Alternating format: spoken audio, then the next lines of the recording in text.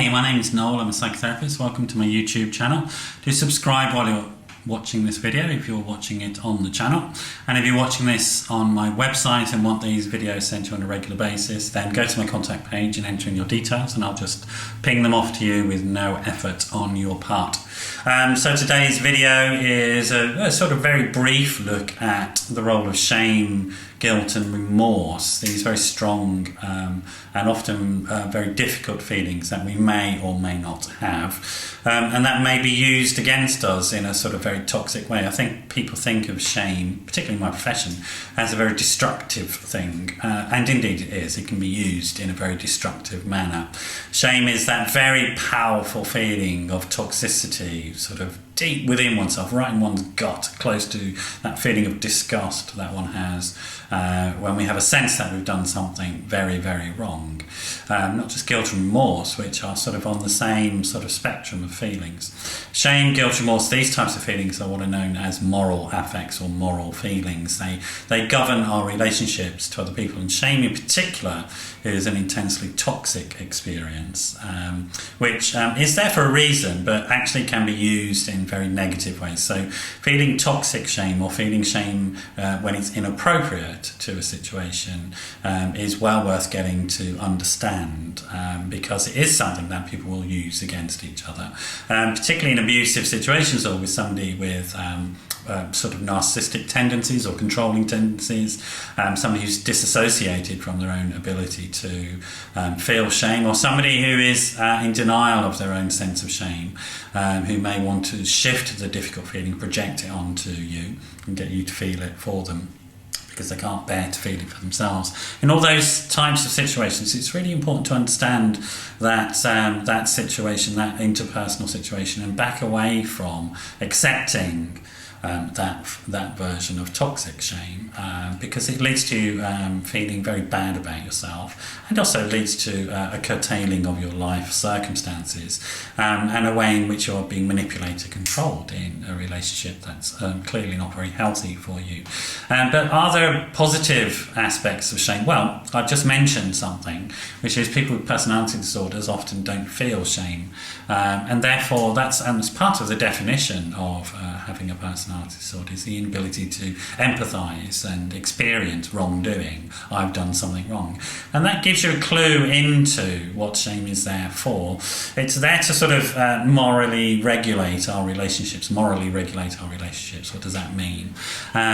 It means so that we don't do really bad things to people. Shame is there to stop us from killing other people, from doing sort of really toxic, sort of torturing events, manipulation events. It's there to tell us that we've really crossed the line, and is there for a good reason. Mother Nature has put these feelings in us for a good reason. Emotions generally are about giving us instantaneous feedback on situations so that we're not cognitively or having to process everything, not having to think through every single situation. So it's a moral compass, it's a compass bearing that we have. Our emotions are give us quick instantaneous feedback. Is this good? Is it bad? Is it happy? Is it sad? Etc. Do I go towards something? Do I move away from something? So it's that type of thing which helps us to sort of navigate our everyday interpersonal relationships without a huge amount of effort.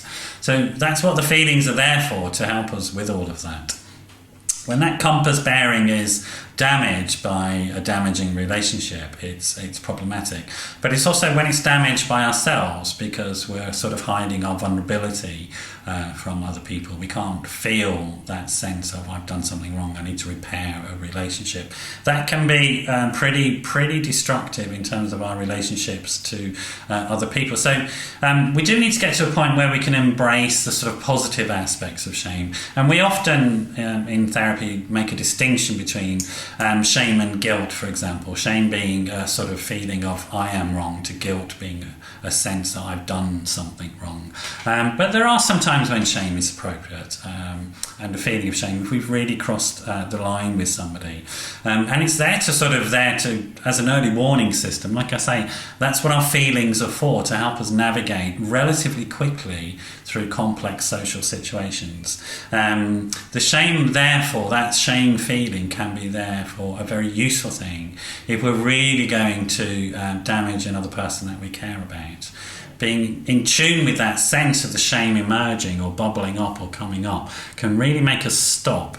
And I think this is the sort of thing about shame. I sometimes, when I'm working with people, I explain sort of an old, sort of a very traditional Inuit child rearing technique. It's not a technique I'm going to promote, but I just want to explain the value of shame in sort of saving us from certain types of very destructive situations. So, for example, in very traditional Inuit culture, it used to be the case that they would, Inuit Eskimo, apologies, you would dig holes in the ice, and the holes in the ice were to fish, but they were quite deep, and if you went in that hole, you weren't coming out. And quite often you would take children to the hole when they were sort of big enough to move around, and you would shame them. Humiliate them in front of the hole, and they had a toxic relationship to the hole. It was actually just to save their life. Again, I'm not suggesting that as a parenting technique, but if you think of a modern day version of it, if you're walking down the street, you've all seen, I've seen this certainly, when a child is just about to run out into the road and the parent grabs them, just pulls them back without thinking, and may shout and scream at them and may shame them in that moment. That sense of toxic relationship to the road is probably a good relationship for that child to have. Again, I'm not promoting that as a sort of general technique, but I want you to get some insight into what shame can do for us. That sense, it's such a powerful emotion. It really makes us shy away from something.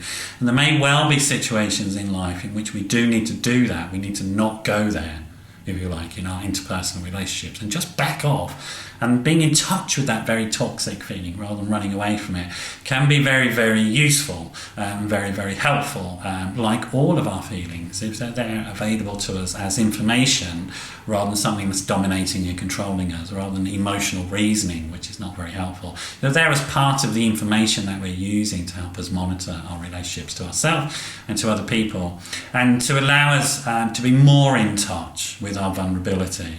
So that vulnerability about, I don't want to go there in this relationship because I care too much about you and this relationship. That's not a bad thing to be in touch with, to be honest. I hope that's been useful. And I hope you do like the video. Do, if you're watching this on the website, do add some comments. It'd be interesting to get your feedback on it. Same on the YouTube channel. Do add your comments. It'd be really good to get some feedback on what you think of the videos. And I hope to see you again another time soon. Okay, bye-bye.